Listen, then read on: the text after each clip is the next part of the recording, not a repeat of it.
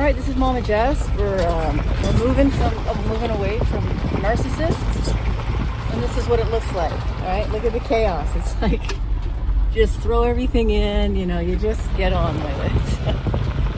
I'm starting to feel a lot better. I'm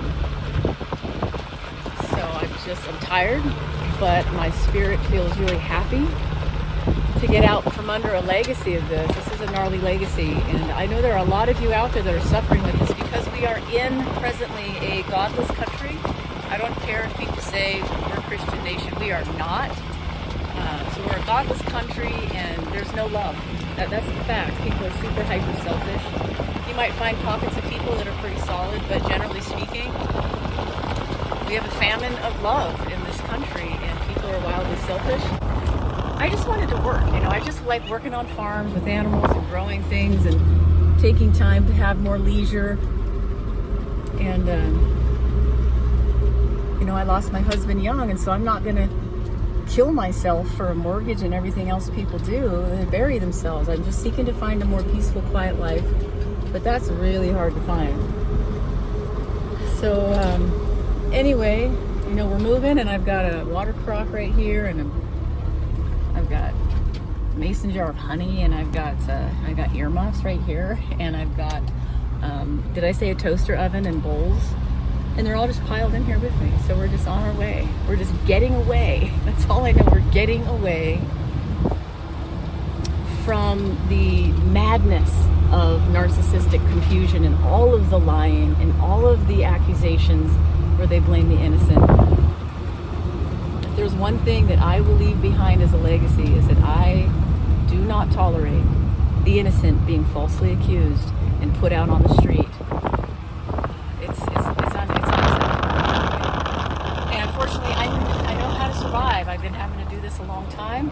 If you've been raised with a narcissist, you know that they make your life incredibly impossible. They're always kind of uprooting you, and you can't really grow. They don't really want you to grow. That's why I'm all about growing, right? They don't want you to grow. They don't want you to succeed. They don't want you to be happy. They don't want you to have peace. They want to come and upset you and cause chaos and disorder. And I have to watch my load a little bit right here, see is anything gonna fall out? Oh, it looks all right. Yeah, so I've had to deal with this for a long time because there's narcissists everywhere, I can tell you that right now. And they exploit single women, and I know I've heard of other ranch hands where they're so used by people that they have to leave constantly the place that they're at. So it's not an uncommon thing for people to be used in this country. Negotiations to be broken, oaths to be broken, and it's pretty disheartening. But I'm getting on with it. I'm already preparing to put seeds in the ground, so I'm thrilled. I'm going to help a friend figure out how to make a piñata for their kids tonight. And I'm not big on Halloween, but just do something for these kids to have a good time at home. And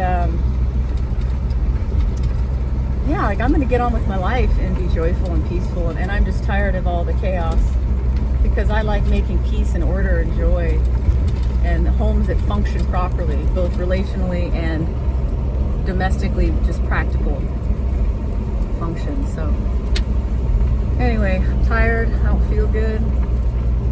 I'm hungry. I'm gonna eat, and then I gotta unload a massive trailer of tools. But I love my tools. My tools make me independent of people like me.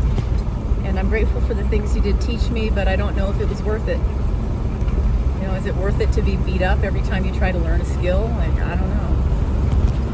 But what I'm going to do is, despite having been beat up and my health being thrashed, I'm going to teach you the skills I have. I'm going to pass them on. Okay. So I may never have been able to achieve what I wanted in life because I was beat down so much, and I always had the house pulled out from underneath me, and I had to move on. But at least I can help you. I know a lot of you out there who are older feel like you missed out on life and your potential because you were constantly harassed by a narcissistic parent. But our life doesn't consist in successes in this life. It's the riches that we have of Jesus in our spirit. It's following the Father's will. So even if you look like you end up with nothing at the end of your life, as long as you knew God and He knew you, and you did what was right by the power, that grace working in you, you won, you succeeded. You found life, and that's all that matters. Abundant life is Jesus Christ, and that's it. I certainly would like to, not live in my car and be hauling my stuff around all the time, living with, who knows who. It's always somebody else, someone new. I'd like to have my own place, but there's a lot of lessons we learn on our way, and they're necessary to make us grateful. I'm grateful for every little thing I have, so I hope you're learning that too. If I'm losing track of what I'm saying, it's because obviously, I'm spun out and I'm tired. But my encouragement for you today, sons and daughters of this country, is keep fighting, but don't make your life the fight. Just fight enough to get away and then get on with living. Because you can make it a full-time job fighting idiots and never get anything done. Remember, war is not a good state to be in. You want to be in a state of peace. So get away from all the crazy people that tear you down and make you nuts, and go out and plant something. I'm going to plant some bok choy later. All right, I'll talk with you soon. Bye now.